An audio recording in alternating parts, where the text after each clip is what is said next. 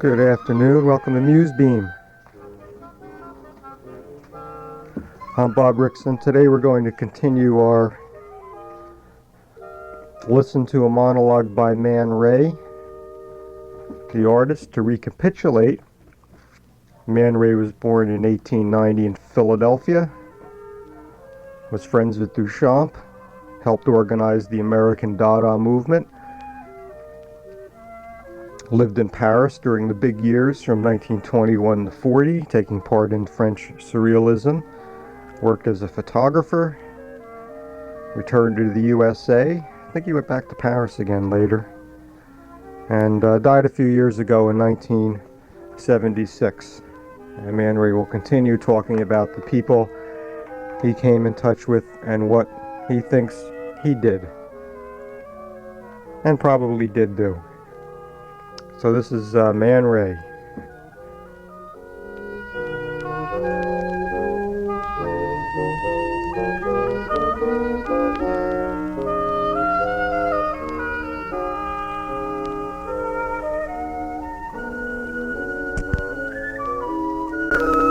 They tell us that what distinguishes the human race from other species, what makes it superior, is its capacity for laughter. But I have seen donkeys and monkeys laughing themselves into hysteria, watching the human race. No, what distinguishes our race, and only through a few representations of it, is a capacity for creating gratuitous emblems, as if we were gods, freed from the necessity of survival. Science might be included in this activity. But art is not a science. Art is not an experiment. There is no progress in art any more than there is progress in making love. There are simply different ways of doing it. There may be a certain progress in the individual, but his signature remains unchanged. When the spirit moves me, I use a stick with some hairs on it. I become a painter. My barber and the violinist above me also use sticks with hairs on them. We have as much in common as if we were doing the same thing. But we are also different. They try to do their work as well as possible. I simply try to be as free as possible in my manner of working, in the choice of my subject. No one can dictate to me or guide me. They may criticize me afterwards, but it is too late. The work is done. I have tasted freedom. It was also hard work, but it was worth it. Never have I submitted my work knowingly or willingly to a jury, not even to one whose members I might judge qualified to pass upon it. Take it or leave it, I say. Say anything you like behind my back. If you say it to my face, I may spit in yours. How would I handle the hordes who wish to exhibit themselves? Very simply, by lottery or for a fee. The first is fairer. I don't think it has been tried. Ah, yes, but there are prizes to award. That too is simple, by lottery. But, you say, if the one who perpetrates the worst work wins the first prize, where are we? Gentlemen, have you no charity, no generosity? The culprit deserves compensation for his miserable effort. He deserves consolation. And if by chance the one you might have awarded the prize to anyway wins it, what a triumph for your judgment. See how many have been condemned by your approval, as it is. However, we have other consolations. For instance, all opinion is transient and all work is permanent. I want to say a few words about my activity as a photographer. To most people, this is a problem, or rather I should say a puzzle. Am I a photographer or am I a painter? Well, do I have to choose between the two? Why can't I have both? I am greedy. I do many other things too, some of which I cannot even mention here. But seriously, I took up photography first of all to make reproductions of my own paintings, not being satisfied with the reproductions made by others. I have talked to many well-known painters and sculptors since, and they have all expressed a wish to be photographers, so they could photograph their own works as they conceive them, as they see them. I was fortunate in that respect. After 6 months of study and practice, I managed to make the best reproductions. So good were they that when I arrived in France and showed them around, I was immediately commissioned to photograph the works of all my contemporary painters. You see, I'm not modest. I mean Braque, Picasso, Matisse, Derain, all the painters. Brancusi, the sculptor, asked me to photograph his works for him. It was really very encouraging because I felt I had the upper hand of things. I was like a doctor as a photographer, with this advantage that a doctor handles only sick patients. I handled patients who were perfectly healthy, in the prime of their health and their productivity. But photography as a means of reproduction was not enough for me. I began to see in it a form of exercising a black and white art similar to etching or engraving of the old times. After all, it is the etching and engraving of today. It is drawing with light and chemistry instead of with a pencil or ink. And being, as I said in the very beginning, always interested in the human face, I began to do portraits. My portraits of my illustrious contemporaries seem to have much more success even than my reproductions of their works. It was but a step from doing these portraits to photograph everybody who came along, and they did come along. They came through my studio by thousands over the period of 1921 to 1940 when I lived in France. And I have a wonderful record in my files of contemporary life of that period in France. I haven't given up photography now, as some think, just as I never gave up painting. I've always painted at least a dozen paintings, even when I was at my busiest in photography. And I've always made a dozen photographs, no matter how much I concentrated on my painting. As I say, it has always been a black and white art for me, until someday they will perfect color sufficiently so that I can use it as easily as I can use paint or the black and white medium. I began to play with photography then for myself. I began to make abstract compositions without the use of a camera. Of course, we all know in childhood the little trick of placing a leaf in a frame with a piece of sensitive photographic paper and exposing it to the sun. In this way, we get a silhouette. I carried the process a little further by using three-dimensional objects, anything that came to hand, posing them on the sensitive surface in my dark room, exposing it to light, and getting almost a three-dimensional effect in photography. Those were called rayographs. I began to experiment in other directions with my photography, seeking always to do the unconventional, the unacademic, what would be condemned by experts. For instance, one day I got tired of working in the dark room. I'd been developing some films, so I turned on the bright light to look at them, not caring whether they would be ruined. Well, that has happened to other photographers by mistake. In my case, after examining the negatives, I found that a certain phenomenon had been produced, that there was a black line, a neutral zone between the lights and the darks. So I began to make prints. It was disapproved by most straight-laced photographers, But I persisted, as I would in any activity which met with disapproval. This has been since called solarization, has also been adapted universally by all the serious-minded photographers.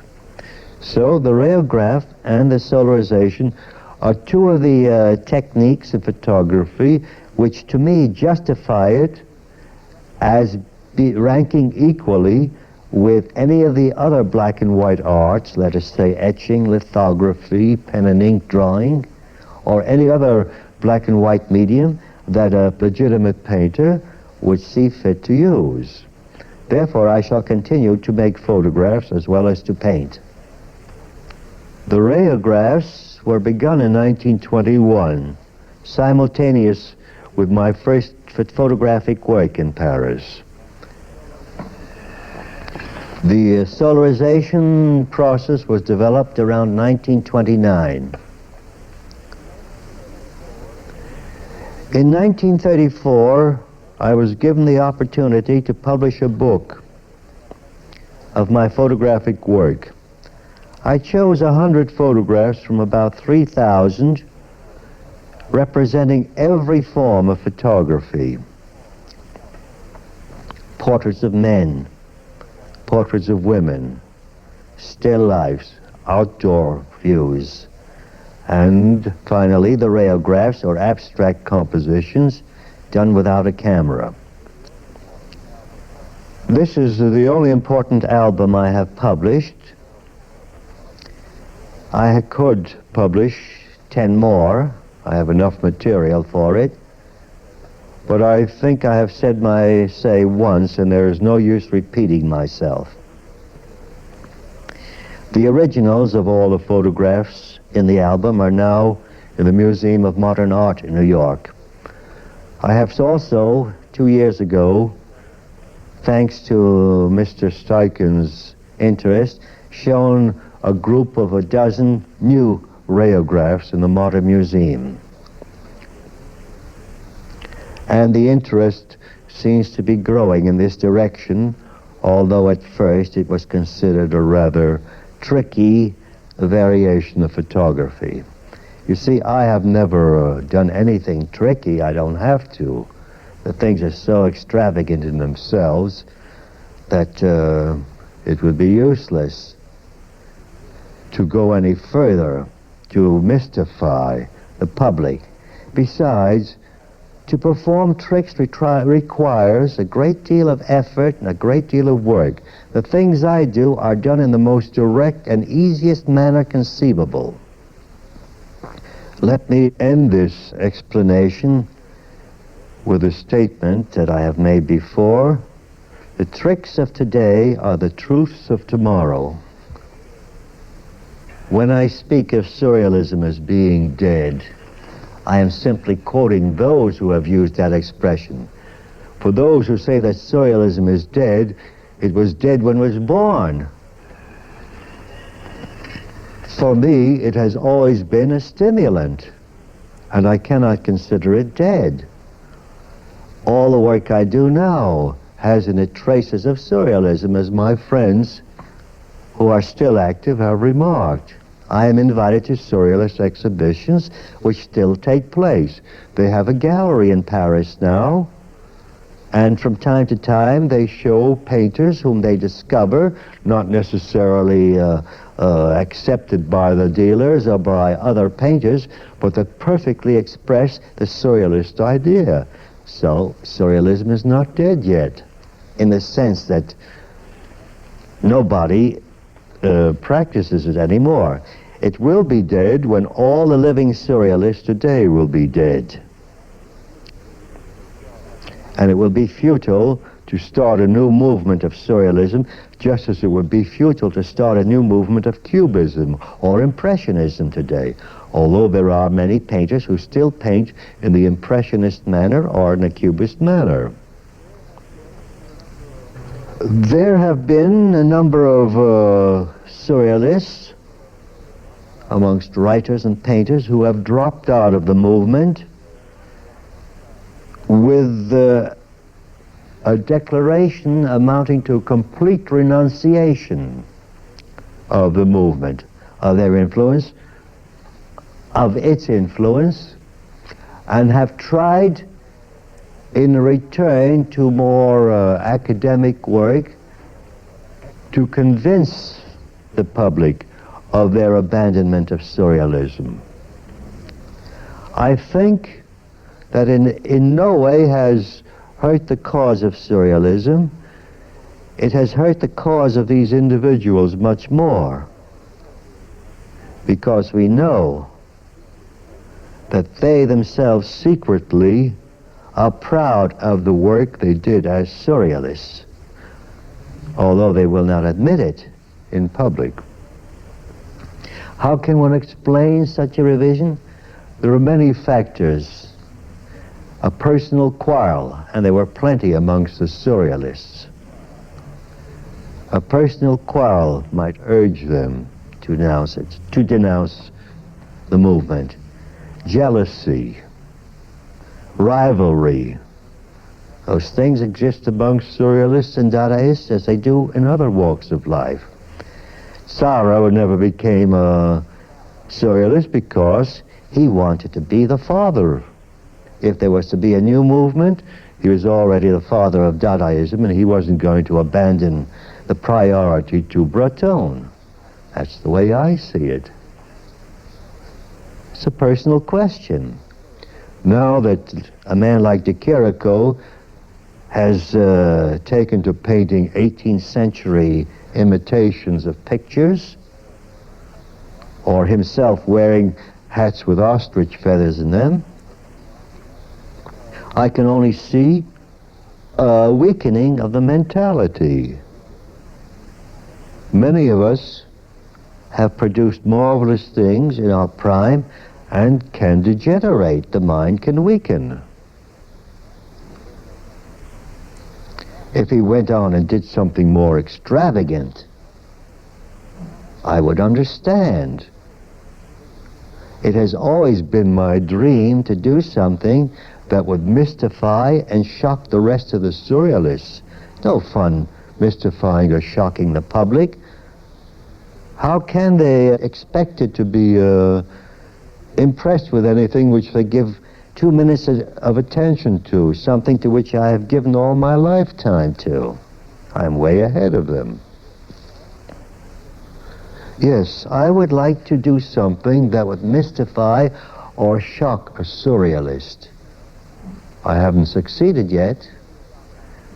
But this idea of shocking or mystifying, the question of whether a man's work is sincere or not, is he trying to fool the public?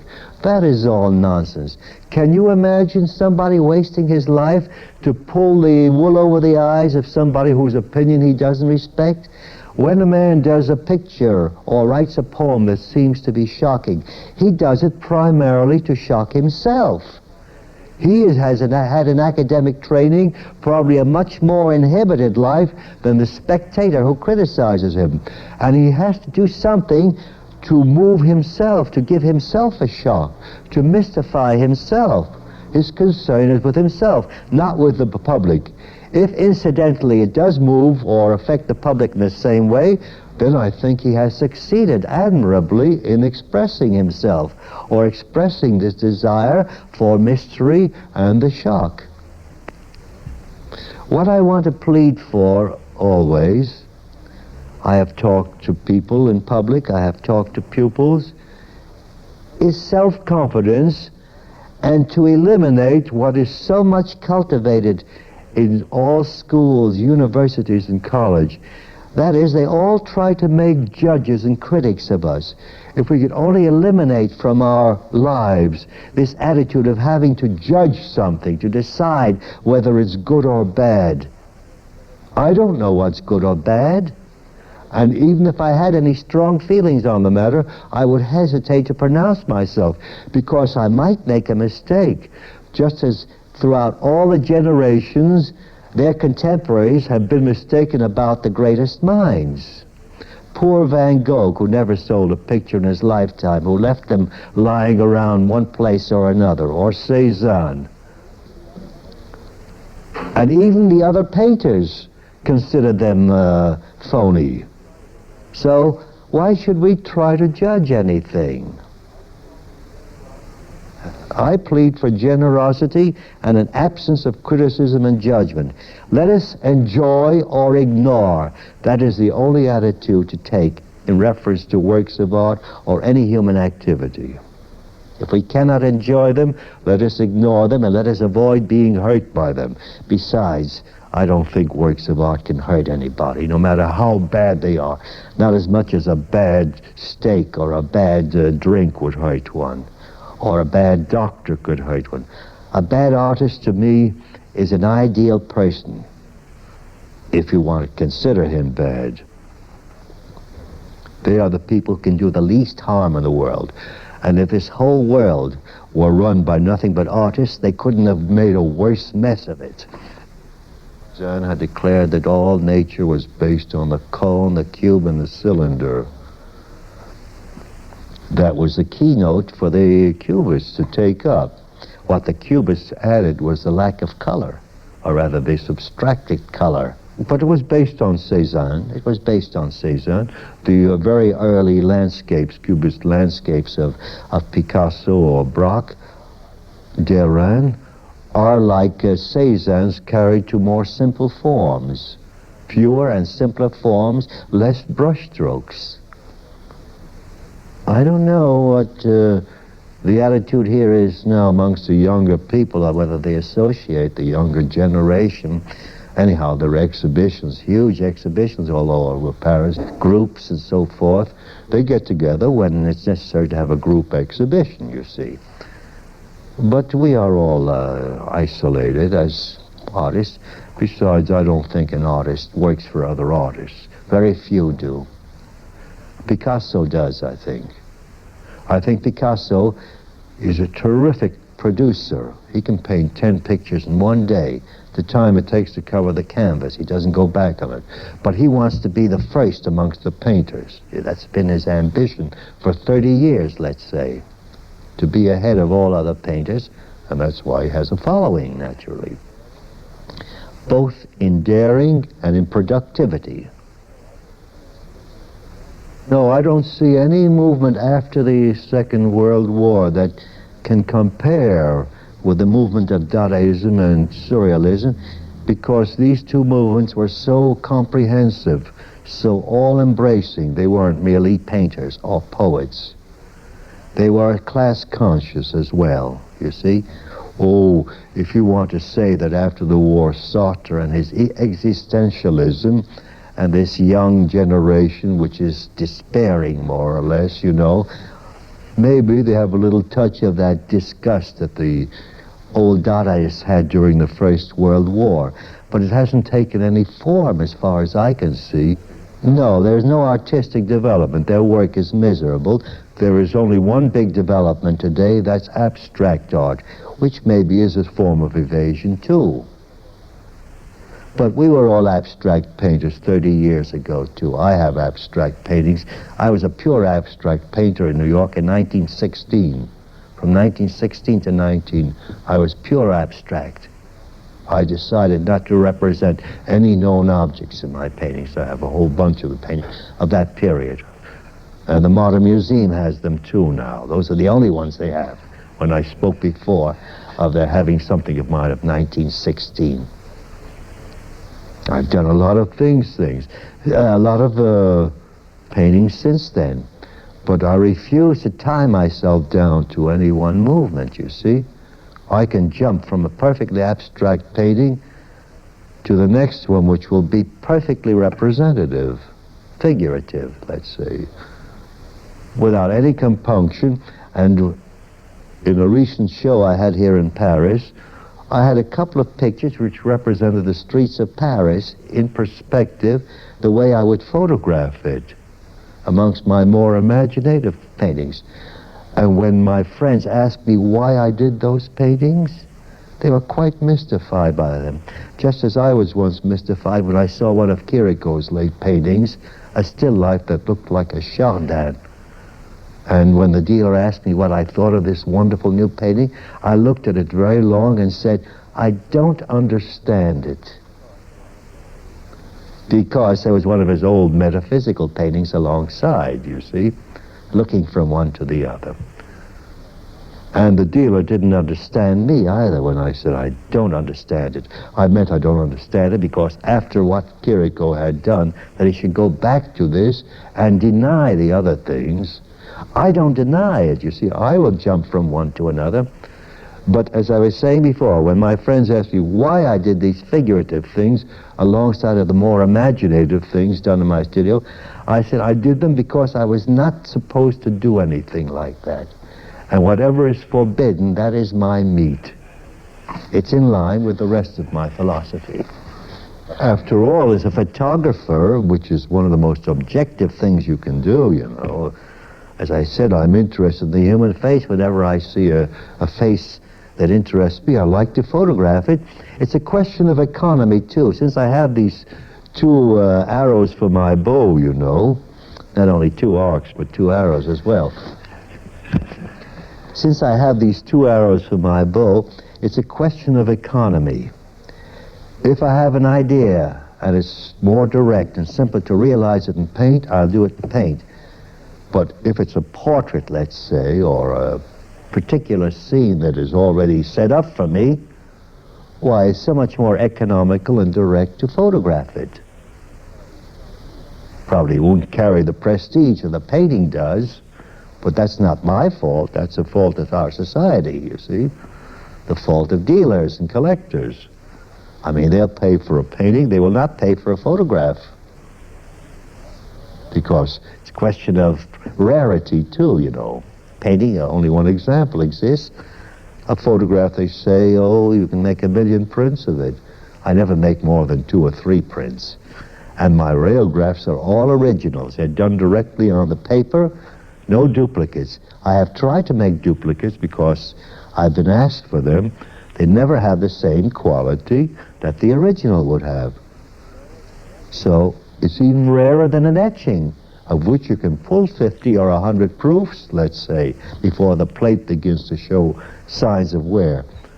But a railgraph, I mean, one of these abstract compositions done by light and chemistry on a piece of paper, is a unique thing. It cannot be reproduced with all its tones and values and force that it may have. I think the artist is one of the great economists of our society. My God, if my plumber or my carpenter was as painstaking and conscientious as I am, I have to justify every brushstroke, every picture I do. I mean, a photograph for my clients, that is. But my craftsman who comes here, a plumber or a carpenter, can fall down on his job, or it'll break down the next day. I have to pay him anyhow. We're the unlucky ones, really. Everything that's being done today is based on the things that were proposed 30 years ago, almost 25, 30 years ago. I think all the painting today in America is based on the efforts made by the Dadaists and painters like Kandinsky or Mondrian in Europe of the time. It is a European importation in America. It isn't native to America at all. If you want something typical American, you have to go to Grandma Moses.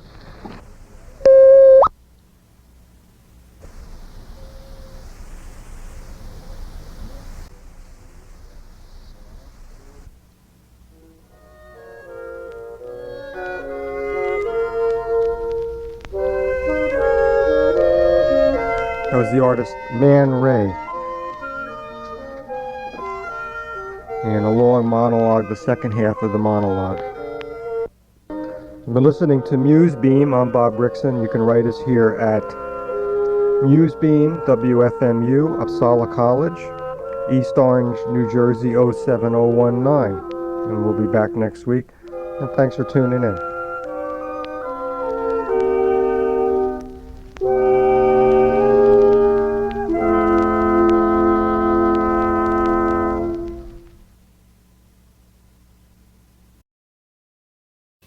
Hi, this is Joe Renner, and these are the Rixon tapes. Bob Rixon was a poet and broadcaster, a pioneer of freeform radio from 1981 at the FMU studios in New Jersey. He passed away on May 8th, 2014 at the age of 66. These tapes are a tribute to his work as a broadcaster and poet. Help this channel by hitting the subscribe button. Thank you very much.